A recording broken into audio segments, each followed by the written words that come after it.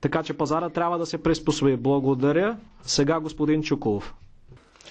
Уважаеми колеги, родината ми България, за съжаление, е една от водещите страни по застаряващо население в Европа.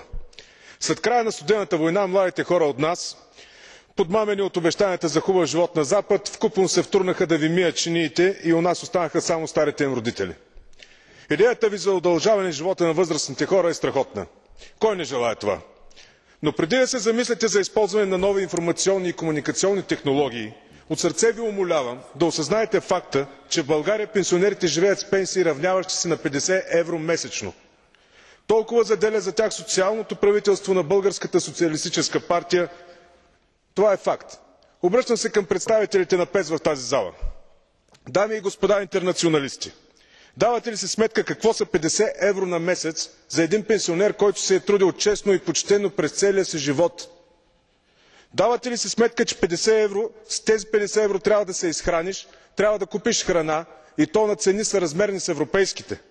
Давате ли си сметка, че пенсионерите в България изключват телефонните си постове, защото не могат да платят зверските такси към българската телекомуникационна компания, която беше приватизирана криминално?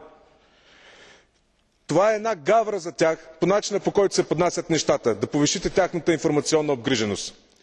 Замислете се първо да повишим тяхната финансова независимост, защото пенсионерите в България до голяма степен не са от цигански произход и съответно те не се надяват, че ще получат каквото и да е безплатно. Благодаря ви за вниманието.